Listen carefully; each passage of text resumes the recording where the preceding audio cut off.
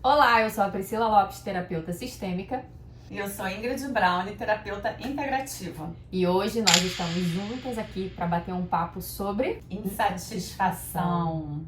Sobre algo que todo mundo vive em algum momento da vida ou o tempo todo atualmente. Será que você que está aí assistindo a gente, você está insatisfeito ou insatisfeita com alguma coisa na sua vida? Você, Ingrid, será que você está? Super. Eu tô.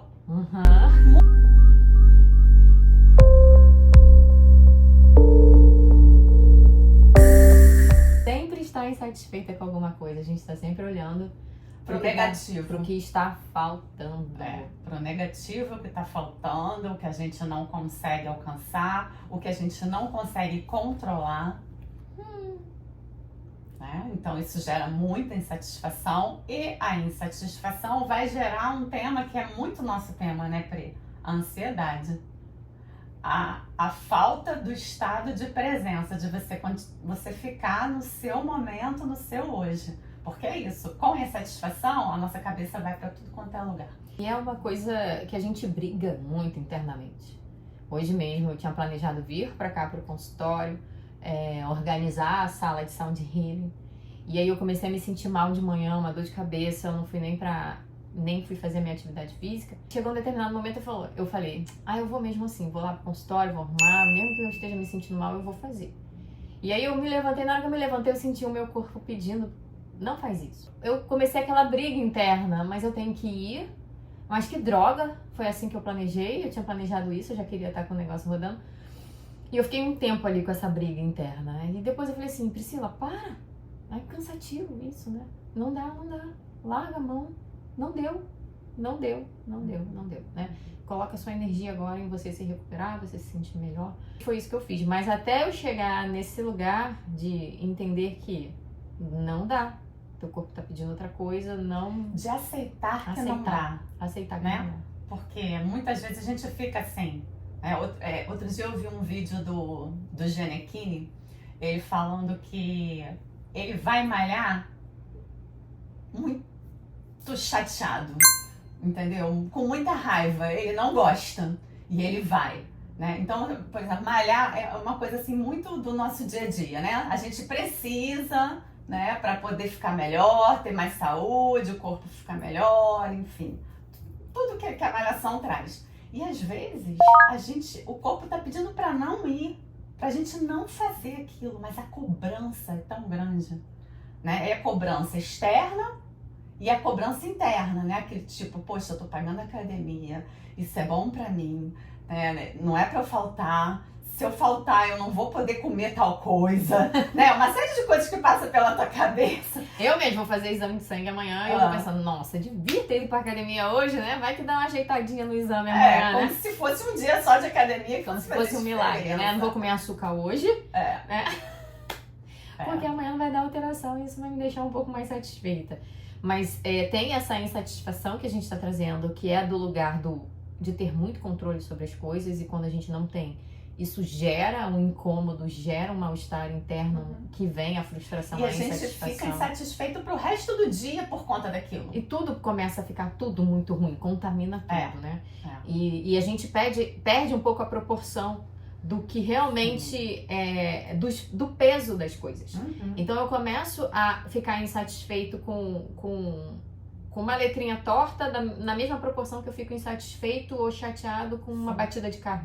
Então as coisas entram tudo no mesmo nível de Se é aquele cobrança. dia que você não foi malhar porque você não estava se sentindo bem, aí você pega um trânsito absurdo para chegar onde você tem que chegar, pronto, você já, meu Deus, começa já a se desorganizar. Isso desorganiza, gente. E muitas vezes a gente já está desorganizada antes disso acontecer. Então não poder ir à academia, o trânsito são só gatilhos.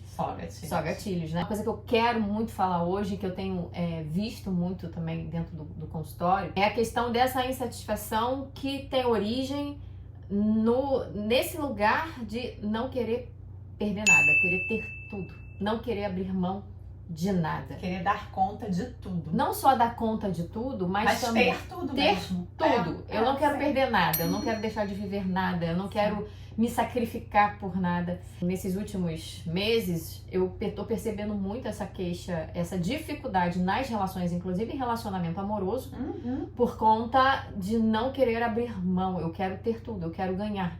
Eu quero ganhar aqui, eu quero ganhar no lugar A, mas eu também quero ganhar no lugar B. Só que se eu escolher o caminho A, eu não vou ver a paisagem do caminho B, mas eu não quero perder.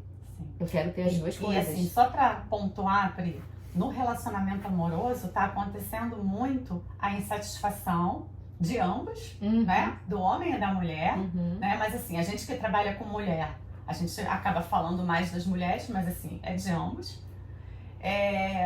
O que traz mais insatisfação é a expectativa que a gente tem do outro e da forma que o outro vai lidar com as coisas. E da vida, né? A expectativa que a gente coloca em tudo. Mas assim, no relacionamento, muita expectativa com relação ao outro.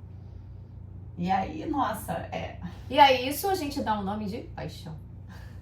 A expectativa, aquela enxurrada de expectativa em relação ao outro, a idealização e a projeção do que eu quero. E aí na paixão... Esquecendo do que o outro quer também, e do que o outro é, de quem ele é. Eu não consigo enxergar o outro. Eu consigo enxergar as minhas expectativas. E a gente faz muito isso em vários aspectos da nossa vida. Na relação com o filho, na relação com o marido, na relação com a pessoa que eu acabei de conhecer e estou completamente apaixonada. E aí quando a paixão acaba, a gente começa a ver a pessoa como ela é, não agrada tanto. Aí a gente pensa que o fulano críticas mudou. começam a acontecer. A pessoa mudou, mas eu já era assim. A pessoa já era assim, mas o que acontecia? Minha mente aqui, minha cabecinha, pra continuar apaixonadinha, ela inventava uma desculpa. Não, mas ele tá fazendo isso, né? Porque ele gosta de mim, ou ele tá fazendo isso porque ele se preocupa, então por isso que ele agiu assim, né? Às vezes até de uma forma mais agressiva. Então a gente acaba arrumando desculpa porque a gente cria um parquinho dentro da nossa cabeça. E para tentar dar conta, eu li uma frase do Bert Helling que dizia assim: a primeira coisa que a gente precisa finalizar para ter relacionamentos saudáveis é a ideia romantizada de que do final feliz, da perfeição, do romantismo ali dentro de uma relação. Por quê? Porque o que eu procuro no outro é aquilo que me faltou na infância. Então, quando eu não tenho essa consciência de que quando eu vejo você, me apaixono por você, eu me apaixonei por algo que eu entendo que estava faltando. Ou que eu gostaria de ter em mim, gostaria de viver. Então, perceber que isso faz parte e que quando a gente não chega lá onde a gente idealizou ou naquilo que a gente achava que ia preencher a nossa falta, a gente vai ficar insatisfeito, a gente vai se frustrar e a gente vai abandonar o barco. Seja... Porque a gente vai responsabilizar o outro. Seja no relacionamento amoroso, seja quando a gente vai empreender, seja quando a gente vai ser autônoma, seja... Só vai mudando, né, um pouco desse diálogo interno e das expectativas e daquilo que a gente busca. Como a gente falou no vídeo passado, às vezes a gente até se cobra demais dentro dessa relação porque a gente quer provar algo pra alguém, né? Não, agora eu vou provar que vai dar certo, né? Eu lembro que quando eu era nova, o meu padrinho falava assim: não, vai fazer... vai pra AFA, vai pra academia, né, militar. E eu falei, gente, eu na academia militar, imagina, seu botão está aberto, você vai passar o final de semana preso. Não vai prestar isso, não vai prestar. Mas, gente, não cabe Priscila dentro desse regime, não cabe. Não cabe. Ele falou assim, você vai ser psicóloga?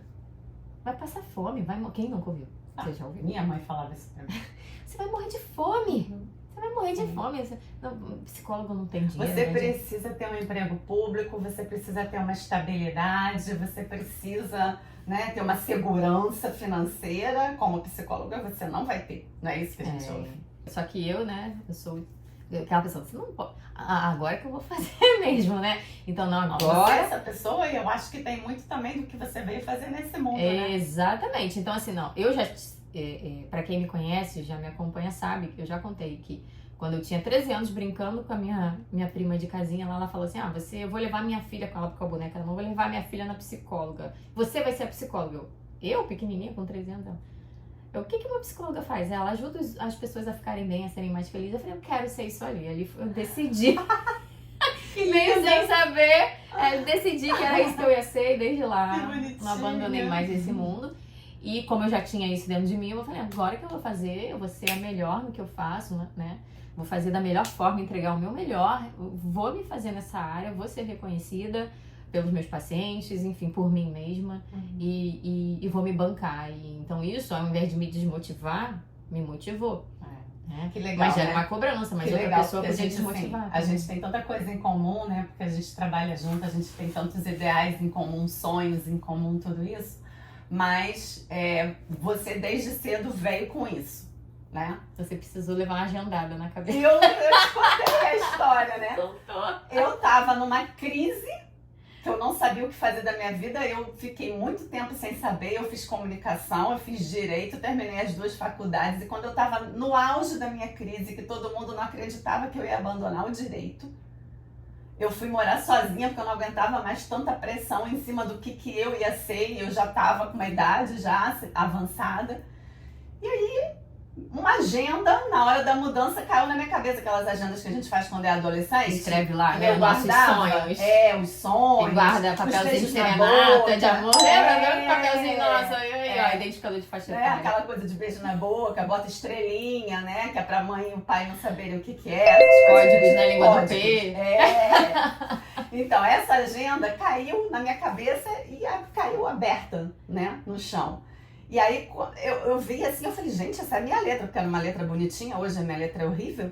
Aí tava lá, tudo que eu quero fazer na minha vida. Aí tava, ser modelo, fazer teatro, parará, e uma faculdade, a de psicologia. Eu fiquei assim, meu Deus, aonde foi que eu me perdi dessa identidade? Onde é que tava isso? Em algum momento isso tava dentro de mim. E aí, dali pra frente, tudo aconteceu. Eu fui fazer psicologia, fui fazer a 3ª faculdade. E, assim, era isso. E como a gente se perde, né? E como tem gente perdida também. Muita gente perdida. Gente sofrendo porque acha que tem que acertar de primeira, porque acha que... A insatisfação aí. Eu acho também, Ingrid, como a gente já falou lá no Instagram da Nova em Folha, que... As pessoas acreditam que estão perdidas, mas na verdade estão como você ficou um dia, esquecidas. Elas se esqueceram.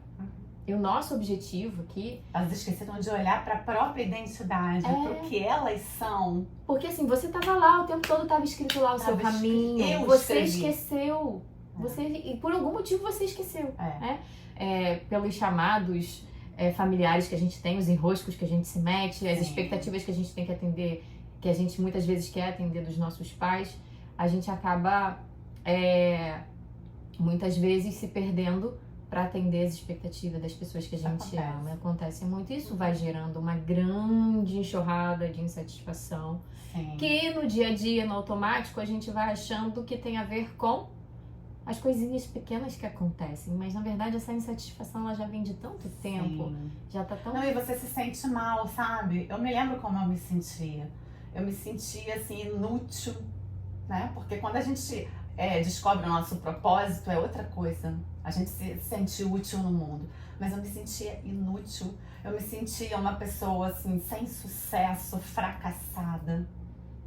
Sabe? Uma coisa assim mesmo de... na época, eu era só bonita. Né? Porque malhava, novinha, tudo mais, estava no auge. Mas... Eu não tinha conteúdo para trazer, sabe? Eu estava sempre tentando concurso público, quer dizer, tentando algo que não era para mim, que era aquela coisa de arrume um emprego fixo, arrume uma segurança e tudo mais. Era nesse caminho que a minha mente estava, né? Então, assim, a minha mente não estava no estado de presença, não estava olhando para mim o que tinha aqui dentro, o que eu tinha que oferecer para o mundo, né? Então, assim, eu me sentia péssima. Isso afeta a nossa autoestima. E a autoestima é algo também que vai fundo na nossa insatisfação do dia a dia. Com certeza. E por que a gente se esquece? Como que a gente é educado, né? A gente é educado no medo. A gente é governado pelo medo, né? Então, a gente fica com o medo. O medo... Ninguém fala sobre isso, né? As pessoas falam sobre as doenças que são passadas, né, de geração para geração, mas o medo também. A gente também pega medo. Medo também se pega, né? Inclusive da família. Exatamente. Principalmente da família. Então, essa dificuldade de seguir o chamado do nosso coração tem a ver com o medo que a gente pegou de quem veio antes de nós. E claro que as pessoas que vieram antes de nós, os nossos pais, as pessoas que nos amam, elas querem o melhor pra gente. Elas querem segurança pra gente. Elas querem saber que o dia que elas não estiverem mais aqui, nós vamos ficar bem. Então, a gente consegue compreender esse lado. Mas a gente compreende tanto. A gente internaliza tanto que a gente vibra nessa escassez quando não é exatamente do jeito que eles falaram que tinha que ser. E essa é a palavra, né? É escassez. E eu decidi nova o caminho que eu queria seguir, que eu queria ser psicóloga, né, terapeuta. Eu entrei, quando eu decidi, eu queria seguir na clínica. Sim. E aí eu entrei na faculdade. Quando eu entrei na faculdade, eu conheci um outro mundo, várias possibilidades de você atuar como psicóloga, inclusive dentro de recursos humanos nas empresas. E aí eu fui para recursos humanos, né? Me formei, fiz estágio, fui para recursos humanos. Então eu falei, é aqui que eu vou seguir. Na época eu lembro que as pessoas tinham uma rincha assim, né? O pessoal do RH... Com o pessoal da clínica.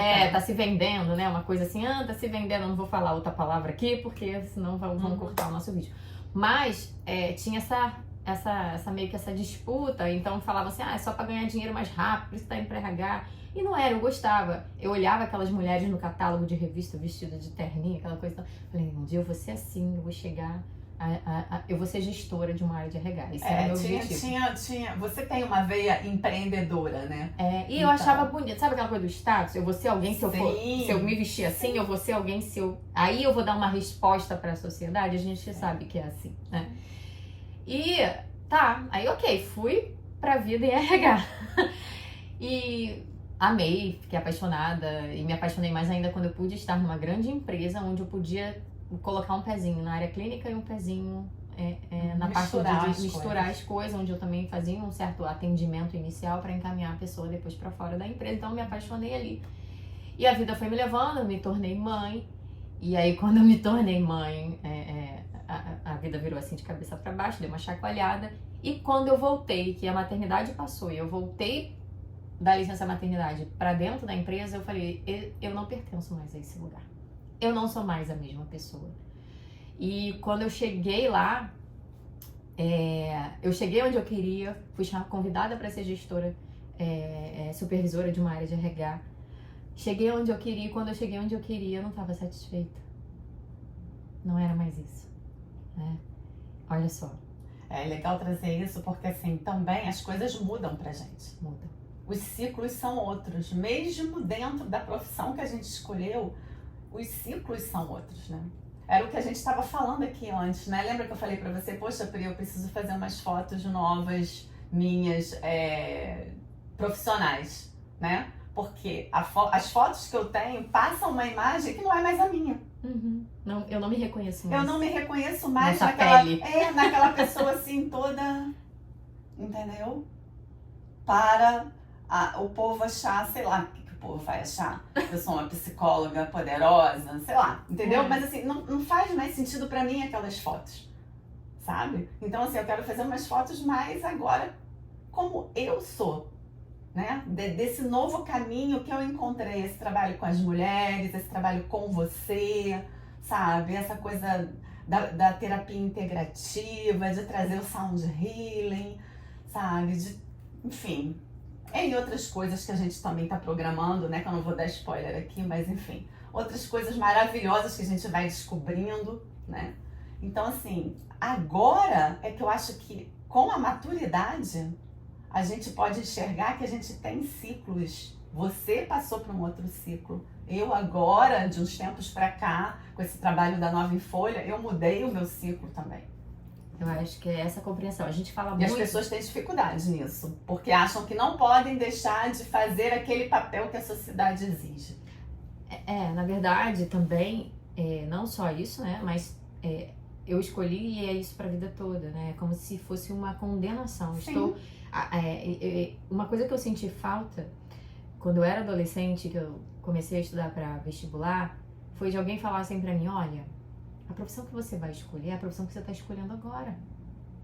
Mas isso que você está escolhendo agora é a sua graduação, não é a sua carreira. Não é a vida que você vai ter pra sempre. Não é a vida, isso é só um degrau. Olha, Sim. e quando eu atendo adolescente, Eu falo muito isso quando eu faço reorientação de carreira ou orientação de carreira para os mais jovens, eu falo isso direto. E como eu queria ter ouvido isso? Olha, a graduação é um degrau, ela não é a sua carreira. A carreira você vai construir de N formas. Tanto é que a gente se formou em psicologia, mas a gente hoje se lê como terapeuta integrativa, terapeuta sistêmica, porque a gente vai acoplando outros conhecimentos Sim. e construindo a nossa carreira. Então, entender isso é importante. E uma coisa que eu ia falar sobre a minha experiência de insatisfação, quando eu saí da maternidade e voltei para RH, é que muito se fala que a gente precisa estar satisfeito com o que está no presente. Sim, isso é ótimo, isso a gente está cansado de saber. Porque senão, quando a gente chega lá, a gente... tá, ok. Eu quero tanto um carro. Aí eu consigo o carro. Quando eu consigo o carro, consegui o carro. Agora eu quero outra coisa. A gente sabe que existe esse movimento de que nada é suficiente. Quando a gente não aproveita o momento presente. Tá sempre buscando mais tá e sempre mais e mais. desejando. Não tá olhando nem valorizando aquilo que você já tem, já conquistou. E tá sempre desejando algo. E uma vez eu ouvi uma pessoa falando assim, o desejo, ele é orientado pra morte. Porque você quer matar ele. E depois que você mata, acabou. Nossa, que legal isso. Né? O desejo, ele é orientado pra morte. Então, eu desejo um carro, eu desejo uma casa. Tá, desejei, consegui, morreu. Então, o desejo, ele olha pra morte, né? E aí a gente fica desejando cada vez mais. Então, desejar algo é algo que nos leva pra essa morte das coisas que eram importantes pra gente. Olha que profundo isso, né? Essa perspectiva. Sim. E aí, nesse momento, eu quero trazer o outro olhar. Porque também tem as pessoas que elas reconhecem o que tem. E quando elas percebem que tá gerando uma insatisfação nelas, que são os extremos, né? A gente não pode ir pros extremos. Elas se sentem culpadas por estarem insatisfeitas. E foi o meu caso. Eu falei, caramba, eu queria tanto isso. Agora que eu tenho, eu não vou valorizar, eu não vou continuar. Eu fui empurrando, eu aceitei, eu fui empurrando, porque eu achava que eu precisava aceitar. O que meu marido ia pensar? O que as pessoas iam pensar? Poxa, olha que maneiro isso que está acontecendo na minha vida. Mas aquele não faz desejo já tinha morrido. Aquilo não fazia mais parte de mim, né? Então, esse desejo já tinha morrido. Muito antes dele nascer, ele já tinha morrido. E eu levei um tempo, eu fiquei muito mal. Poucas pessoas sabem que eu fiquei muito mal. Todo dia eu ia trabalhar muito mal, não queria estar ali. Você estava se forçando. Eu estava me forçando. Essa insatisfação foi gerando em mim um estado deprimido. E começaram a vir pensamentos muito ruins. Então aquilo foi me deixando muito mal. E eu entendi o seguinte: ou você decide. Conversa com as pessoas que você precisa conversar. E decide e dá 10 passos para trás. Ou você vai adoecer. Vai ser daqui para baixo. E adoece mesmo. Ou você vai entrar em depressão. Então, quando eu percebi isso, eu fui, conversei com meu marido e tal, com as pessoas que me apoiam. E eu falei, tá, meu marido falou, tô com você. Porque a gente sabe, ninguém vive sozinho. Né? Eu sei que pessoas que não têm com quem contar, é bem mais difícil fazer. E eu não recomendo que façam esse desvio de carreira sem um planejamento financeiro e tudo mais, né? O ideal é você fazendo em paralelo, mas eu não aguentei, eu forcei tanto a barra. Mas que você não deixe de fazer esse desvio de carreira. Mas não deixe de planejar. Eu forcei tanto a barra, eu fui empurrando tanto algo que já não dava mais pra mim, que quando chegou no meu limite, não dava mais pra eu planejar, porque ou era isso ou era adoecimento, eu ia adoecer. Então, eu voltei, dei 10 passos pra trás. E aí eu comecei tudo de novo, do zero, na clínica, faz pós-graduação, estuda, começa do zero, os primeiros clientes, os primeiros pacientes, isso 9 anos atrás já. Os primeiros pacientes, 9 anos atrás, os primeiros pacientes e tal. E foi indo com calma, minha terapeuta, né, Dona Ingrid, que era minha terapeuta maravilhosa, que me ajudou tanto nessa fase. Foi aí que a gente se conheceu. E aí as insatisfações foram vindo, foram 2 gestações, né? Foi duas maternidades, meu filho ia maternar algo novo, um projeto novo, uma carreira nova. Então foram momentos bem pesados. E que hoje as pessoas vendo, né? Às vezes a gente posta a nossa vida nas redes sociais, Não nos tem momentos, noção do não que a tem gente passou pra noção chegar aqui. das escolhas que a gente teve que fazer, do que a Do gente, sofrimento que a gente teve. das coisas que a gente precisou abrir mão para hoje estar vivendo algo satisfatório. Mas lá atrás eu precisei ficar muito insatisfeita em algumas coisas. Muito insatisfeito. Então, quando a gente não sustenta as nossas insatisfações, porque a gente não quer perder nada, não quer abrir mão de nada, a gente quer ver a paisagem de todos os caminhos, fica bem difícil a gente tomar a decisão que a gente precisa tomar. Sim. Até porque todas as decisões que realmente influenciam na nossa vida de uma forma mais definitiva, elas não são fáceis. Não são. Elas são dolorosas, né? Elas são difíceis de serem tomadas. Então, realmente, quando a gente tem que fazer, a gente tem que ter uma decisão assim num sentido que vai mudar a nossa vida, pode contar que tem sofrimento envolvido. E a sensação que eu... Tem luta. E tem um crescimento. É sempre... Quando a gente muda o ciclo, né? Tem os setênios da vida, de 7 anos a gente tá mudando. Uhum. E quando vem essa mudança que a vida fala assim, olha, encerrou um ciclo, se encerrou, vai abrir outro. E você resiste, é bem mais doloroso. Mas quando você, ok, eu vou com curiosidade entender qual é o convite que a vida está me fazendo. E nesses momentos, foram os momentos mais desafiadores para mim da minha vida, mas foram os momentos em que eu dei um salto gigante de maturidade emocional, porque o que eu, Priscila, faço quando eu me encontro diante de dificuldades? Eu recorro à minha espiritualidade, digamos assim, né? E aí eu não estou falando de religião, eu estou falando das coisas que significam muito para você. Que significam muito para mim de forma sutil. E que pode ser a religião. Que pode ser a religião, não tem Mas não problema nenhum. Mas necessariamente é a quando religião. a gente fala que uma pessoa é espiritualizada, a gente não Sim. está falando sobre religião, a gente está Sim. falando sobre a forma como ela enxerga a vida, a forma como ela enxerga as coisas, e isso ajuda ela a caminhar de uma maneira diferente. E eu me considero essa pessoa espiritualizada, e onde a meditação é um lugar que me traz para esse centro, para esse eixo. Quando eu estou atendendo os meus pacientes, às vezes eu vou atender, eu não estou muito bem, quando eu entro, eu saio energizada, porque aquele lugar me traz presença. É muito bom ouvir as histórias e poder contribuir com a vida do outro. Então, lá atrás, quando eu fiz essa escolha, eu não fiz só porque, deu na minha cabeça, é porque era um chamado do meu coração, e eu entendi que eu precisava aceitar. Mas ter coragem para dar esses passos, porque quando a gente sente o chamado, pode ter certeza que o obstáculo vai ser grande, porque você vai precisar amadurecer para receber aquilo Sim. que a vida tem para te entregar. Sim, nada é fácil, nada vem fácil para sua mão. Quanto mais o que é valoroso, né? O que tem muito valor, não vem fácil para sua mão. Né? Você tem que provar para o universo, eu acho, que você está pronta para receber aquilo, né? Que você está preparada para receber aquilo e que você está contribuindo para receber aquilo. E quais são as suas intenções? Porque muitas vezes a gente coloca outras Suas coisas na contribuições. frente, né? Como dinheiro. Não, o meu foco é o dinheiro. O meu servir, eu não tô nem aí. Tô nem Sim. pra aí como é que eu vou servir as pessoas. Tem que ter a coisa da prioridade de cada um, né? O que é consequência, o que é prioridade. Então, eu recorro muito. Então, pra mim funciona recorrer a esse centramento no momento em que as coisas estão difíceis. Então, eu sou a pessoa que fico mais recolhida. Eu sou a pessoa que vou estudar mais, vou ler mais livro, vou pro canal do YouTube, ouvir pessoas que já conseguiram o que eu quero conseguir, para me inspirar, para saber como sair daquilo. É o momento onde aparecem outras formações para eu fazer, né? Então eu entro em contato, a constelação familiar foi isso, um momento em que eu não estava muito satisfeita, eu estava me sentindo ali num limbo. Eu conheci as constelações e aquilo fez tanto sentido, então me formei como consteladora, então eu percebo que cada desafio que a vida me traz, ela também me traz olha, tem esse degrau aqui pra você subir, tá? Eu sei que é difícil, mas eu também tô te dando esse conhecimento aqui pra você adquirir, pra você poder botar o pezinho nesse degrau. Eu percebo que isso acontece comigo, só que eu percebo porque eu estou aberta pra isso, eu acredito. E porque você faz um movimento pra isso. Eu faço um movimento. Né? Porque assim, quando, por exemplo, você falando da meditação, a meditação também é importante para mim porque ela me traz intuição.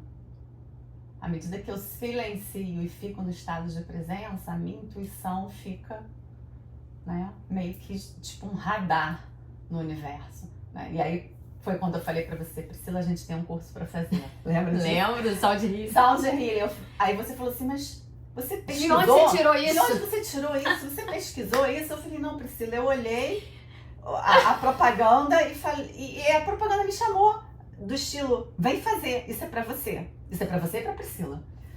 E você acreditou em mim. E a gente foi, e era pra gente. Essa história do rolimão. Piada interna.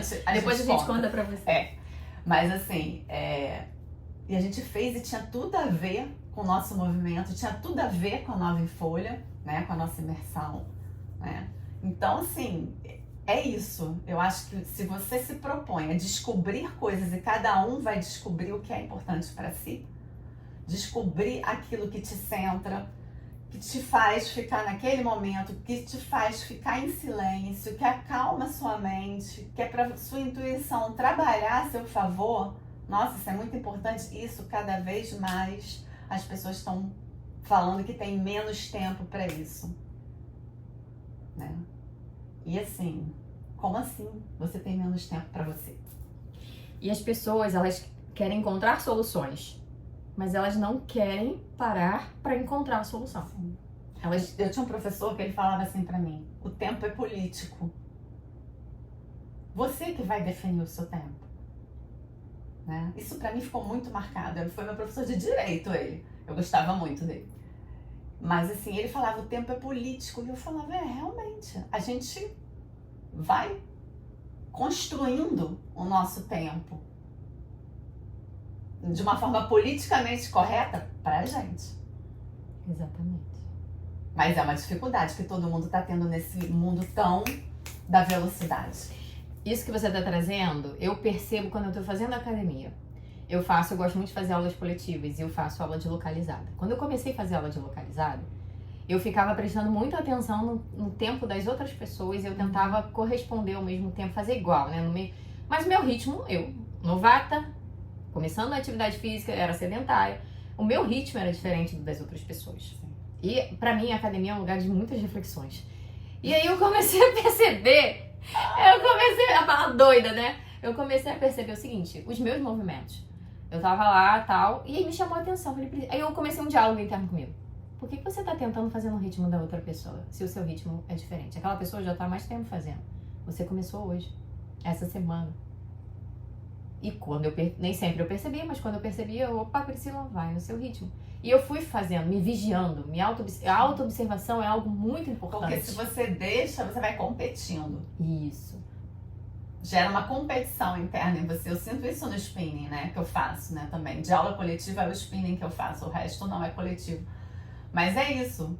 Quando você começa a olhar para o outro e ter que fazer igual ao outro, você entra na competição, que é o que está acontecendo no mundo hoje. Você entra na competição de ter um corpo bom, de isso, de aquilo, de não ter que fazer igual, igual, de ter que fazer igual, de ter que se vestir assim, um assado, de ter os mesmos resultados.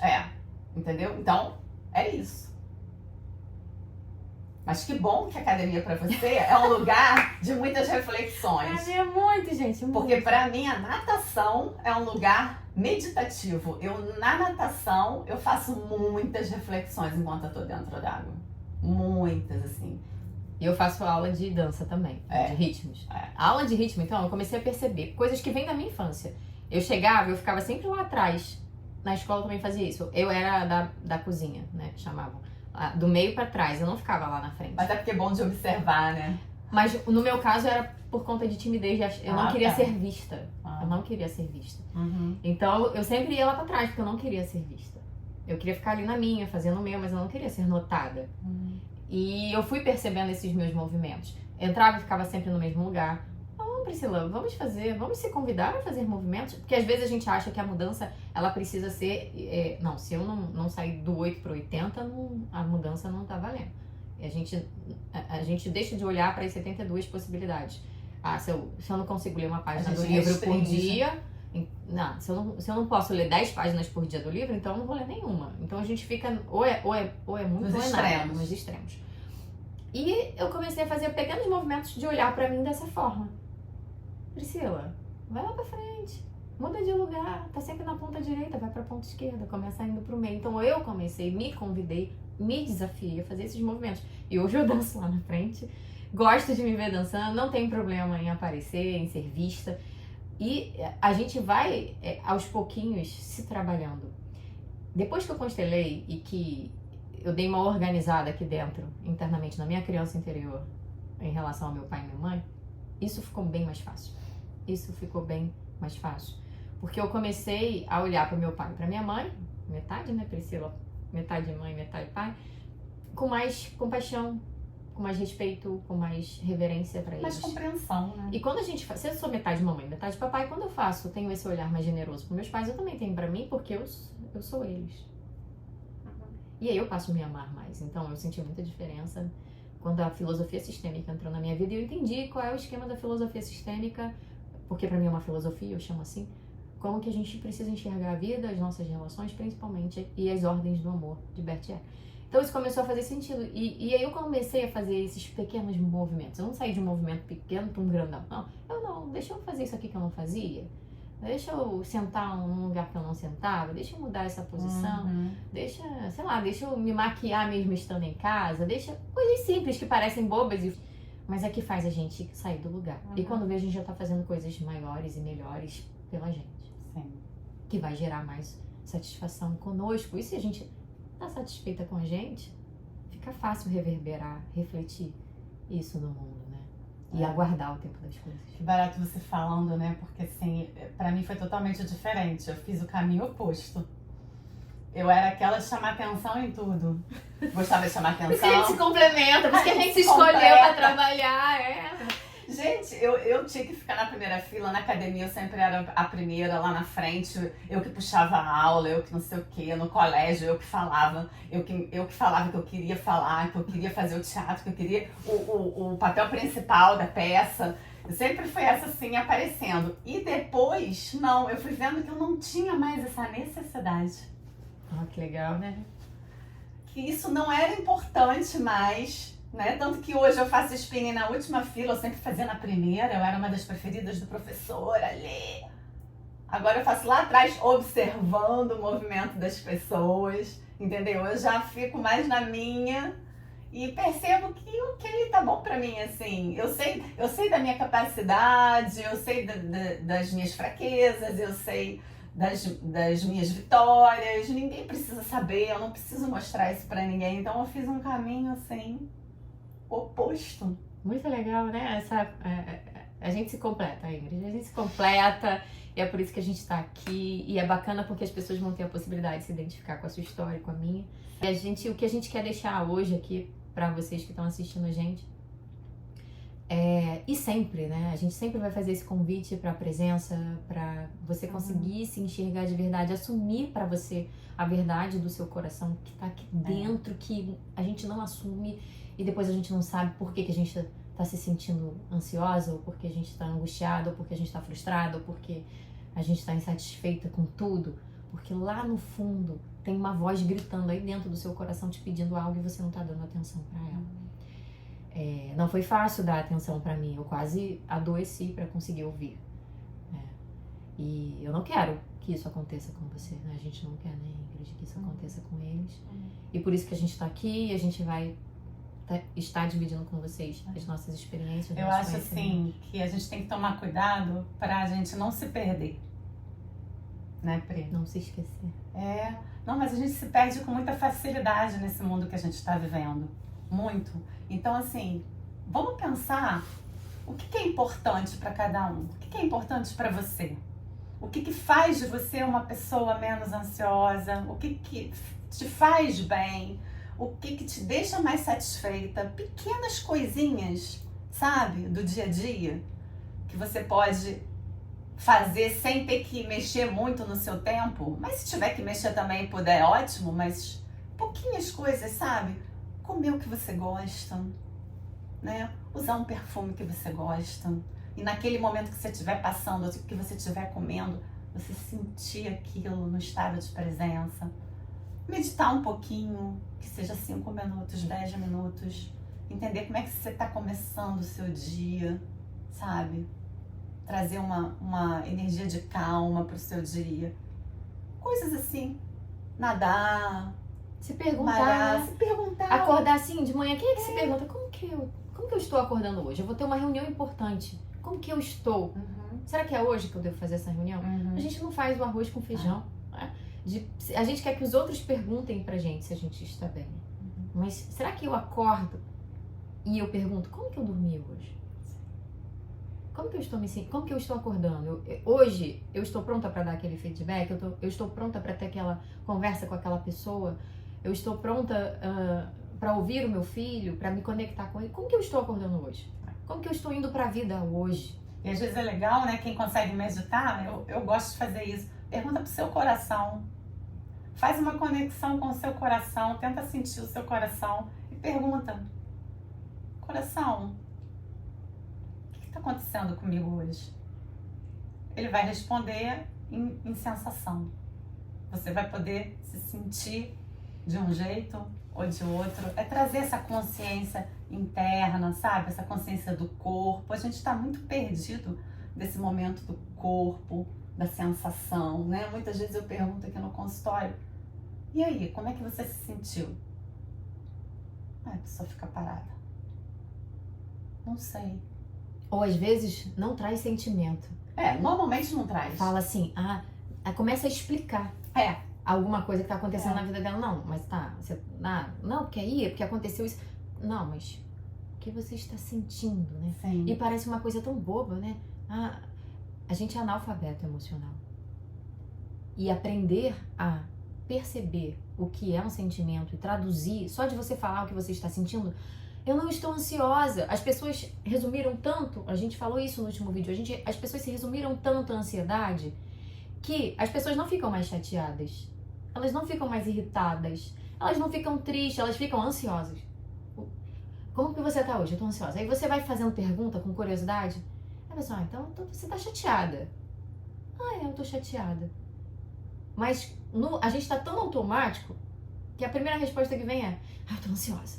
Mas o que aconteceu? Aí quando ela vai te explicando o que aconteceu, então você ficou triste com isso que aconteceu? Eu tô triste. Aí ela, dá aquele alívio. Ela sente uma empatia só de ouvir que outra pessoa entendeu o que ela tá sentindo, porque ela mesma não estava entendendo o que ela estava sentindo. Então, compreender, falar assim, como a Ingrid disse, né? Só de você falar assim, fechar os olhos, respirar fundo e falar: oi, coração. Primeira vez que eu fiz isso, eu me emocionei. Porque a gente fica tão na mente que quando a gente diz oi, coração, é quase que um carinho lá na alma que a gente recebe. É um autoabraço. Que a gente às vezes espera tanto esse olhar e esse carinho de outras pessoas e a gente não se dá. E a gente exige do outro, né? Então experimenta fazer coisas que fazem sentido pra você e que te colocam nesse estado de satisfação com você mesmo. E também fazer coisas como parar e ouvir o seu coração e que provavelmente vai te colocar num estado de incômodo. E fica com esse incômodo, porque meditar é ficar com o que aparece, inclusive com os nossos incômodos. Sim. Porque... E você, Pri, o que você faz pra ficar menos insatisfeita, menos ansiosa? O que você faz no seu dia a dia? O que costuma te equilibrar? Eu gosto de ir pra natureza. Pisar numa grama, deitar no chão. Ouvir mantra, eu amo mantra. Eu amo mantra. Mantra pra mim vai lá na alma. Deitar assim, estatelada no chão. Quando você tá sentindo que, caraca, eu tô no chão, aí vai lá e fica no chão mesmo. Deixa o seu corpo, o corpo sabe o caminho, ele sabe como liberar. O corpo sabe tudo. Tanto que eu tô aqui, a gente tá aqui conversando, eu não tô preocupada se meu corpo vai saber jogar o ar pra fora e puxar o ar pra dentro, se a respiração. Eu confio no meu corpo, porque o meu corpo sabe o que fazer. Então, normalmente eu vou pro corpo, eu vou pra dança, eu vou pra música, eu vou pra arte. Eu sou uma pessoa que eu gosto muito das artes. Eu vou tocar uma calimba, eu vou tocar um tambor xamânico, uma flauta. Eu vou pra natureza, eu vou pra arte. Eu tenho um primo que, quando a gente era adolescente, eu me trancava no quarto quando eu morei com ele, né, lá na Ilha do Governador. Eu me trancava no quarto e eu ligava o som, eu botava aquela música que conversava comigo, ele falava: ih, Priscila tá fazendo download. Muito bom. Priscila tá fazendo o upload dela lá, o download de alguma coisa, precisa estar no upload dela. E era isso mesmo, ele já me conhecia, ele já sabia que eu tava tentando me autorregular de alguma forma e eu sempre fui. A dança pra mim é algo que me coloca em outro nível, a música. E mergulhar no mar, natureza, me traz uma presença sem muito esforço. Então, eu sou essa pessoa que me recolho, que vai ler um livro, que gosta de ficar com os incômodos. Eu gosto de ficar, eu gosto de ficar aqui me entendendo, me lendo. Eu gosto. Eu sempre tive um pouco dessa facilidade. Eu sei que para algumas pessoas não. Você é bem psicóloga mesmo. Eu sou bem psicóloga.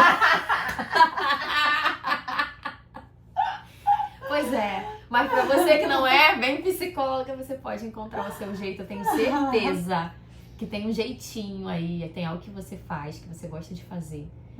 Que te traz paz. Que você sente que aquele momento poderia durar pra sempre. E é isso que você precisa fazer mais. Ingrid, obrigada por mais um encontro. Eu amo estar com você. Também. Obrigada. E até a próxima.